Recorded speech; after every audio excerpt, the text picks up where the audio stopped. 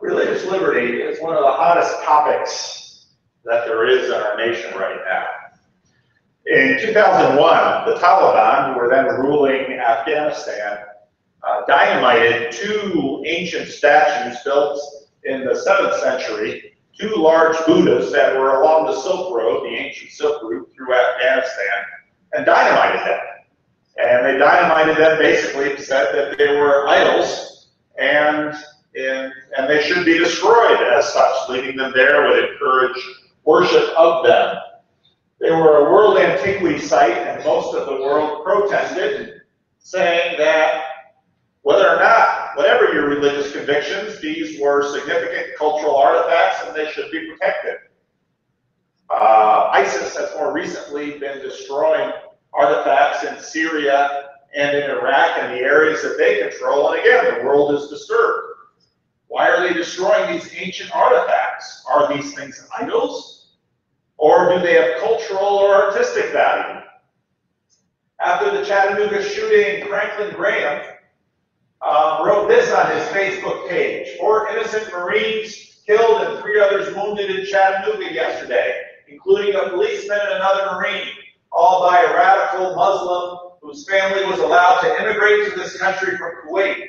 We are under attack by Muslims at home and abroad. We should stop all immigration of Muslims to the U.S. until this threat with Islam has been settled. Every Muslim that comes into this country has the potential to be radicalized, and they do their killing to honor their religion and Muhammad. During World War II, we didn't allow Japanese to immigrate to America, nor did we allow Germans. Why are we allowing Muslims now? Do you agree? Let your congressman know that we've got to stop, and we've got to put a stop to this and close the floodgates. That raised its own firestorm, especially the mention of the Japanese, considering what the United States did to the Japanese at Manzanar and how many other camps. Fred and Jean can tell you that whole story from first-hand experience. So how do we regard religious liberty? Should we close the borders to Muslims and have a religion test on whether or not you can immigrate to the United States? Should we dynamite ancient Buddhas or other idols that were used with religious practices from today or in the past? Just recently, the Supreme Court decision on same-sex marriage has made a number of Christian and specifically evangelical colleges nervous because of the very real concern that these schools might have to change some of their behavioral and policies with regard to faculty or staff or students.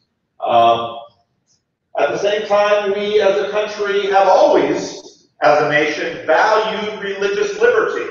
We say that, as this Norman Rockwell poster from World War II, each according to the dictates of his own conscience. Right there where we say buy war bonds. Isn't that what it means to be an American? So how do we answer these questions of religious liberty? This morning's text might make things even more complicated. When we read what God commands Israel to do through Moses in his swan song on the way into Israel. As I mentioned 2 weeks ago, if you read the book of Deuteronomy, you'll hear again and again, obey these laws. These are the decrees and laws you must be careful to follow in the land that the Lord, the God of your ancestors, has given you to possess, as long as you live in the land. Destroy completely all the places on the high mountains, on the hills, and under every spreading tree, where the nations you are dispossessing worship their gods. Break down their altars, smash their sacred stones, and burn their Asherah poles to the fire. Cut down the idols of their gods and wipe out their names from those places. You must not worship the Lord your God in their way, but you are to seek the place the Lord your God will show you from among all your tribes, to put his name there for his dwelling. To that place you must go. There bring your burnt offerings and your sacrifices, your tithes and your special gifts that you have vowed to give, and your free will offerings, and the first firstborn of your herds and your flocks. There is in the presence of the Lord your God, you and your family shall eat and shall rejoice in everything you have put your hand to, because the Lord your God has blessed you. The Lord your God will cut off before you the nations you are about to invade and to dispossess. But when you are driven them out and settled into their land, and have been destroyed, and they have been destroyed before you, be careful not to be ensnared by inquiring about their gods, saying, how do these nations serve their gods? We will do the same. You must not worship the Lord your God in their way, because in worshiping their gods, they do all kinds of detestable things the Lord hates. They even burn their sons and daughters in the fire as sacrifices to their gods. And then jumping to chapter 13. If a prophet or one who foretells by dreams appears among you and announces to you a sign or a wonder, and if the sign or a wonder spoken of takes place, and the prophet says, let us follow other gods, gods you have not known, let us worship them, you must not listen to the words of that prophet or dreamer. The Lord your God is telling you to find out whether you love him, or with all your heart and with all your soul. The Lord God is testing you to find out whether you love him with all your heart and with all your soul. It is the Lord your God you must follow, and him you must revere. Keep his commands and obey him. Serve him and hold fast to him. That prophet or dreamer must be put to death for inciting rebellion against the Lord your God, who brought you out of Egypt and has redeemed you from the land of slavery. That prophet or dreamer tried to turn you from the way of the Lord your God commanded you to follow. You must purge the evil from among you. If your very brother, or your son or daughter, or wife you love, or the closest friend secretly entices you, saying, let us go and worship other gods, gods that neither you nor your ancestors have known, gods of the peoples around you, whether near or far, from one end of the land to the other, do not yield to them or listen to them. Show them no pity. Do not spare them or shield them. You must certainly put them to death. Your hand must be first in putting them to death, and then the hands of all the people. Stone them to death, because they tried to turn you away from the Lord your God, who brought you out of Egypt, out of the land of slavery.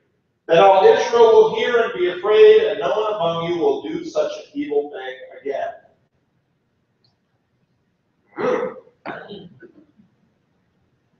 What do you do with that?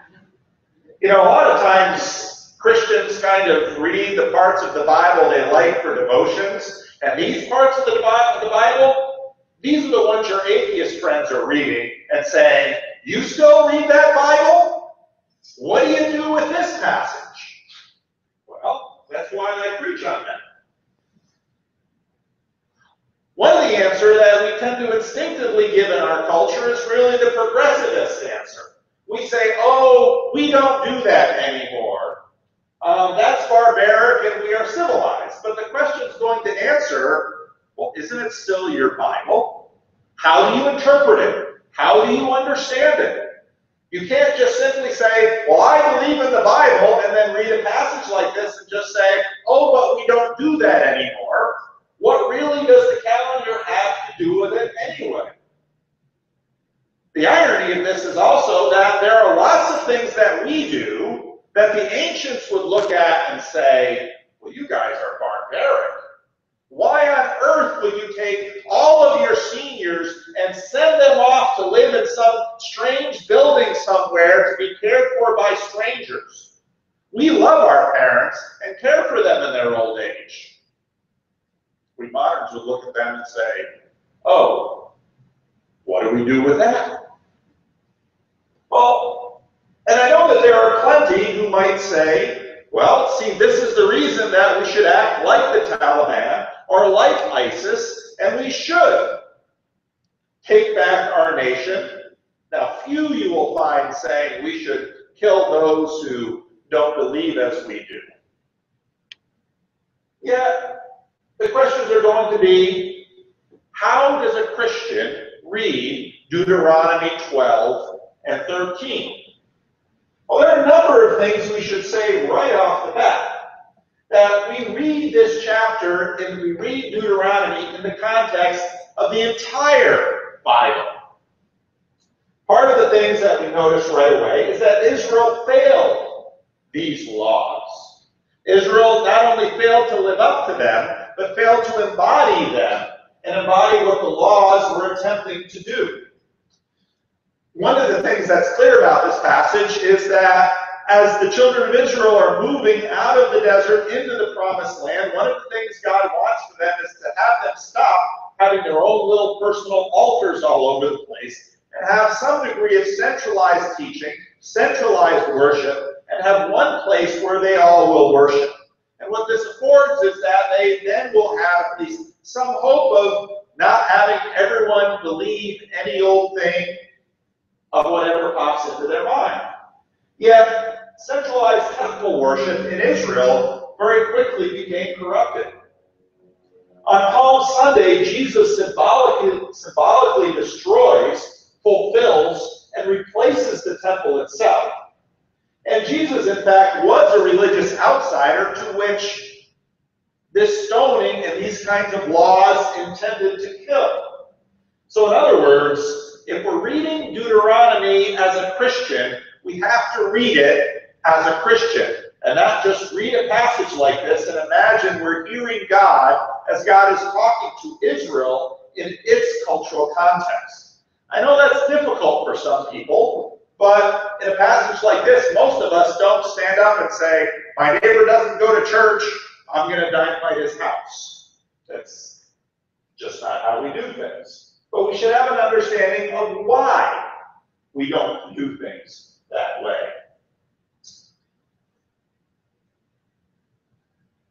What's important to notice is that in this text is concerning questions of toleration of other religions, toleration of individual worship practice of the Lord. You notice that many times. That, for example, when we meet Abraham in the Old Testament, Abraham doesn't have the temple to worship God at. Abraham worships God in a sense in the way that all of the other pagans were worshiping their gods. So here in this step, God is trying to take Israel a step in the right direction by saying, we're going to stop everyone just kind of worshiping God as they choose and bring some order to this. And so there's the creation of a centralized worship space. But we will notice that in Christian history, these iconoclastic movements have developed. In the Protestant period, in fact, a lot of Roman Catholic statuary was destroyed. And if you look at this sanctuary, within our tradition, we don't have statues or things on the wall that are necessarily that someone might say, well, that's an idol, or someone might be drawn to worship it. In fact, if we look at this text and we see that, in fact, God wanted Israel to have a centralized worship experience and have centralized worship teaching, we might notice that denominations themselves fail the test of this passage. In denominations, what we tend to have is we think this way about God, they think that way about God, they have their doctrines over here, we have our doctrines over here. So do denominations, in fact, fail the test of Deuteronomy 12 and 13? And in fact, after the Protestant Reformation, in the Protestant Reformation, we began a tradition that said every Christian should read their Bible. Well, you know what happens when you start doing that? Everyone does start reading their own Bible, and what do they discover? Well, I think the Bible says this. Well, I think the Bible says this. Well, I think the Bible says this. Well, can the Bible say one thing to all of us? Or are we all free just to read the Bible and draw our own interpretations and worship God in our own way depending on how we read the Bible? You see, these issues in Deuteronomy 12 are not just questions about should we dynamite Buddhist statues. They're questions about how do we as a community worship together and read the Bible together and try to come to understanding and agreement together with respect to what God wants. And if there's anything you notice about being in church, this is a very difficult thing. Because if I were to put a photocopy of a Bible passage and hand it out and say, explain to me what this passage says, depending depending on what Bible verse I give you, we might get just about as many interpretations as we have people in this room. What does that mean in terms of our worship of God? To make it further complicated, in our culture we have this idea that religion is private. So in other words, whatever I feel God's saying to me is what I should do, and whatever you feel God's saying to you is what you should do.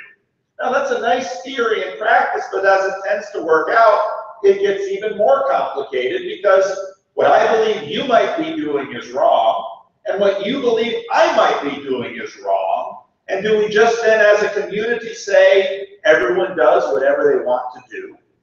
Oh, we say, well, that's okay for some things, but that's not okay for other things. And off we go. So in a secular state, religious beliefs become private. Moral arguments are imagined to be the domain of personal experience. Many Christians say, going to church doesn't make me a Christian. I don't need a church to have a personal relationship with Jesus.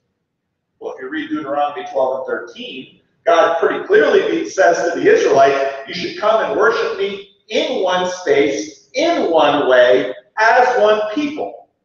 To have an ancient Hebrew say, well, I have a personal relationship with Yahweh, so I don't need to go to the temple. The rest of the Hebrews would look at him and say, what does that mean? That makes no sense. Then, of course, there's the contemporary track of spiritual but not religious. Well, I believe God is a universal spirit that's moving through all kinds of living things. And there are mitochondria in our DNA. If in fact if you go to Google and type in Jediism, there is in fact churches in the United Kingdom and New Zealand where you can go to the Church of the Jedi. And you can take your theology from Star Wars. There's also in Detroit a couple of weeks ago, they put up a statue with a goat head from the Temple of Satan. And if you Google the Temple of Satan, you will learn that these people actually don't believe in Satan. They're just basically making the claim, religious matters are private, everyone should believe what they want to, and the government should stay out of it. Huge questions revolve around these things. But then the questions remain, what are God's concerns? If in fact a God exists, if in fact this God has ideas about how he would like to be worshipped, if in fact this God makes claims and demands on us, then those claims and demands aren't simply private feelings. I've used this example before. Maury isn't here today, but I'll pick on him. If we would like to imagine that Maury Roos is a young African-American woman, I suppose we are all free to imagine Maury as a young African-American woman. But Maury Roos actually exists in reality, and he's not a young African-American woman. He's an 80-year-old American man of Dutch descent. He exists in reality. And what God asks is that if we're actually going to have a personal relationship with him and not simply have an imaginary relationship with an imaginary friend or an imaginary God, it's going to mean something about what we do and what we try to reach out to do. See, private religions get shallow, imaginary, petty, and even dangerous. What if you want to be a member of the Church of the Jedi? As a culture, we would say, as long as you don't hurt anybody. Okay. But what are you really looking for from a religion? If you believe that there really is no God, or if you really believe that God is indifferent, and you believe that religion is really an imaginary thing, imaginary stories I just tell myself to make myself feel better, well, there you have it. But if in fact there is a God, and if in fact he can be known, and if in fact he has made a way for himself to be known, what do you need to do to know him? And how does that impinge on your own religious liberty? Private religion takes God out of public justice conversations. When we say Black Lives Matter, why? I was having a Facebook discussion about abortion, and one of my friends basically said, well, I think only people with personal experience should talk about this thing. And I said, what about Black Lives Matter? Should only people with personal experience talk about that? You see, part of what gets figured into this is public justice. Why is it wrong to treat African Americans as second-class citizens? It isn't right for me and wrong for you. It isn't right for these cops and wrong for other cops. We would very clearly say that it is wrong, period. It is publicly wrong. And I think as Christians we would say it is publicly wrong because African Americans are image bearers of God. We would have a similar argument with respect to abortion. We would say, what is the status of that unborn child? Ought we to call that an unborn child? Ought we to call it the product of conception? All of these arguments are difficult, but they ask us to have a public justice perspective. The other thing is, you cannot build a community on private religion. If you go home and you have your own special books and you have your own little corner of your house where you devote yourself to God and to God as you imagine it, well, you'll be just fine with your own little corner, but does that God exist beyond you?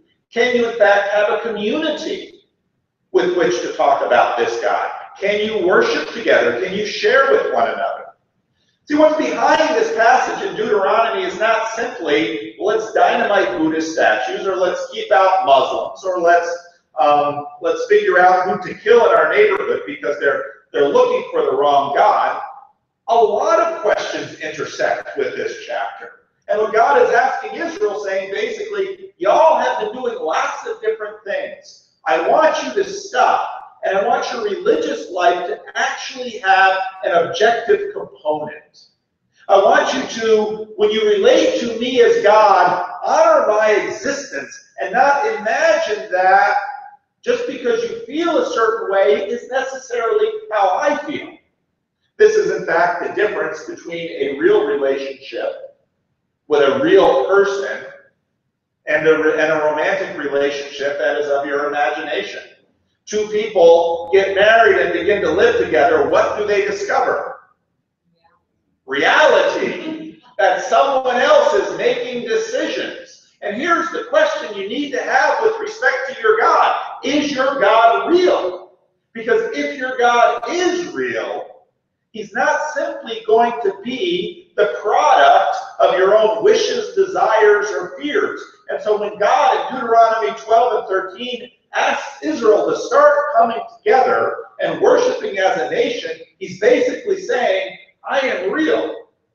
And I'm not going to simply be a figment of a million different imaginations, even though a million people are, in one way or another, going to see me differently. Part of what we fear, however, is tyranny, because we understand the power of religious tyranny. And we in the Western world have seen hundreds and hundreds of years of hatred and violence. It's part of the reason that when the United States got started, the Founding Fathers decided we would have separation from church and state, because Europe had been fighting religious wars for hundreds of years. So we have a lot of new moral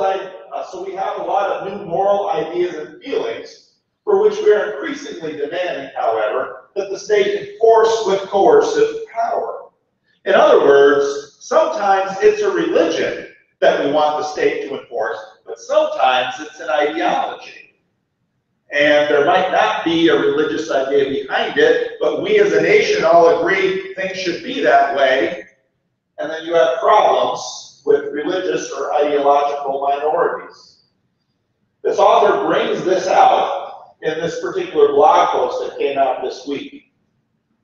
This brutality is fueled by a sense of absolute moral righteousness and by a complete contempt for anyone who doesn't immediately fall in lockstep with one's own convictions.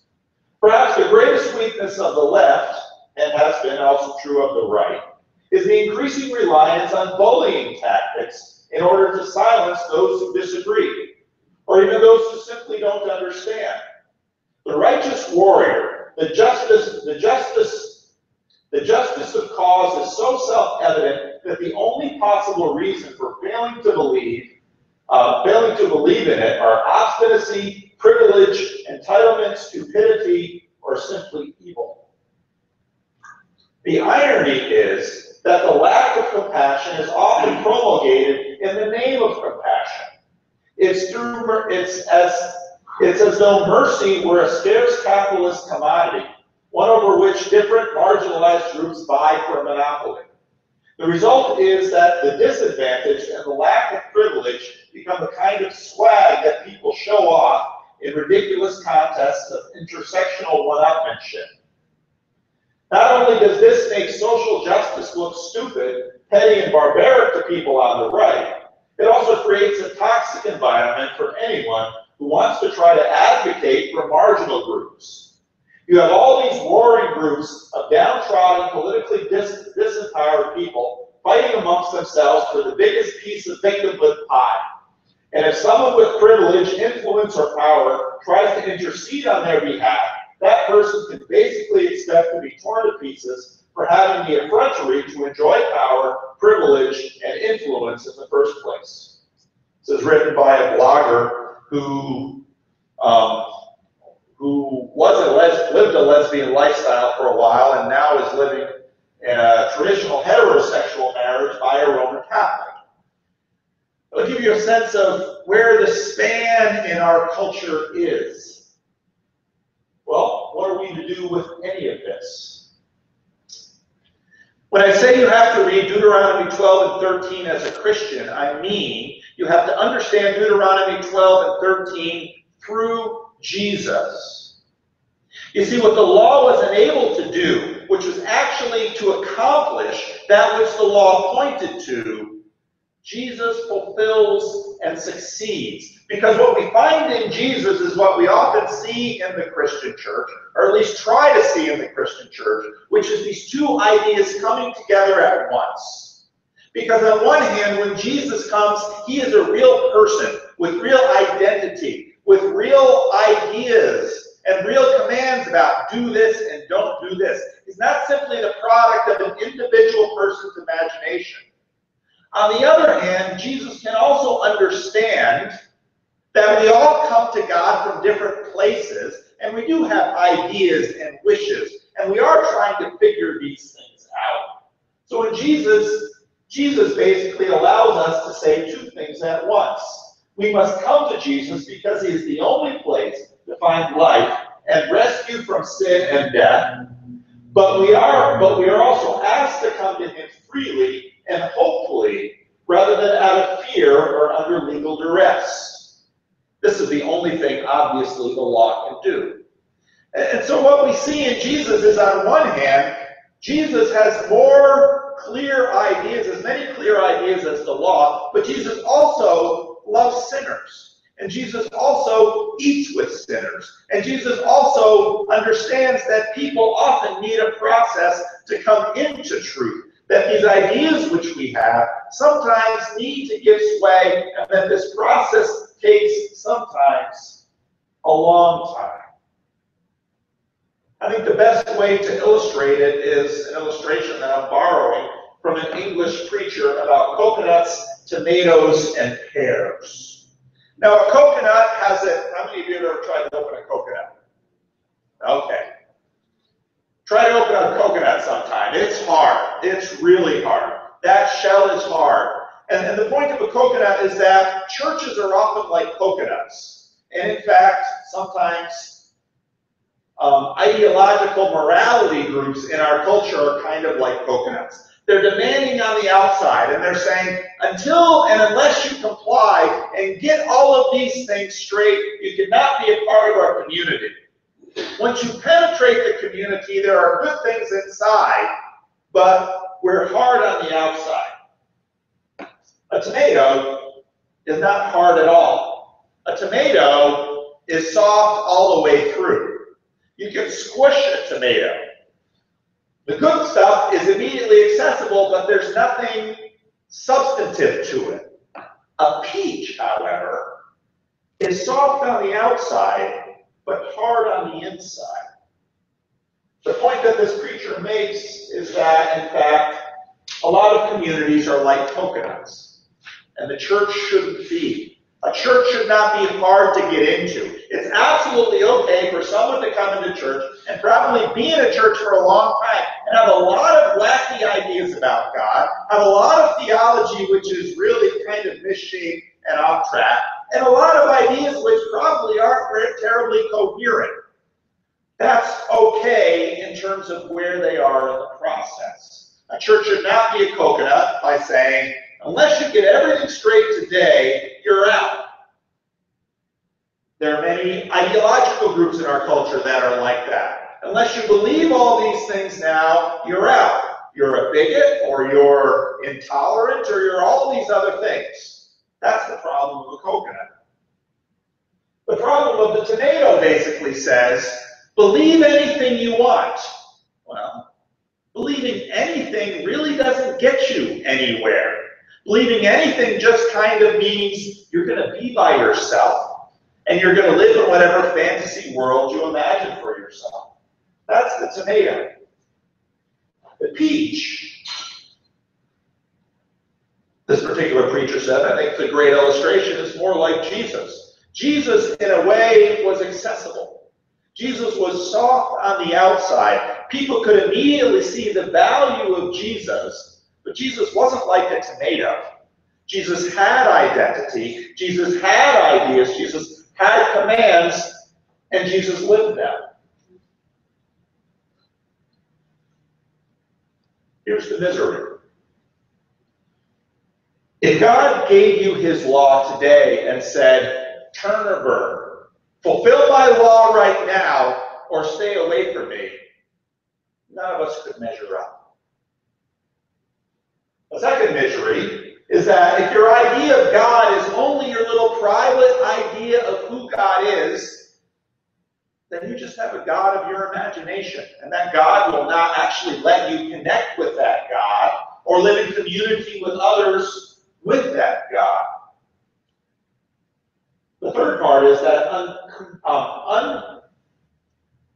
that laws tend to yield tyranny. The deliverance, of course, is Christ himself. Because we could not keep the law, he fulfills the law, taking upon himself the penalty. How do you understand Deuteronomy 12 and 13? You understand it by seeing Jesus. And you understand it by saying Jesus fulfills this law. He is both the centralized focus of worship and the one who understands that the bruised reed he does not break, and the smoldering wick he does not snuff out. Where does that leave us? What does God want? Why do you come to church? Why do each of us has a million different religious ideas, and it doesn't take much. If I could gather 2 or 3 of you in a conversation, put the right question in you, you'd square off and say, you're wrong, you're wrong. Even in this little church. Why do we come together? Why do we believe there is a truth? Why do we believe Jesus is Lord of heaven and earth? We sang that. Why do we believe that even though we've got lots of differences, we still come together and we still seek him together and we still desire to have him be Lord of our lives? We do this out of gratitude. What God wants is for us to seek him and seek him alone, not a private mythology of wishes or fears. But what does Jesus understand? He understands that we are confused and unclear about truth. He understands that we are half-hearted and sometimes not really loving him enough. And he understands that we are weak And so this is the reason he saves us. And this is the reason the Christian church comes together. You can see it in what he does at his table. Because on the night he was betrayed. Now, why do I say he was betrayed? Because one of his disciples, who spent years with him, had a difference with him. We're not sure what difference he had, but at one point, he basically looked at Deuteronomy and said, Jesus deserves to die. And a lot of the people could agree with that. And they said, Jesus is not God. On the night he was betrayed, Jesus takes bread and he breaks it. And he says, this is my body. How do you understand what God has to say in Deuteronomy 12 and 13? We say, you're wrong, I'm going to condemn you for it. Jesus says, you're wrong, I will be condemned for you.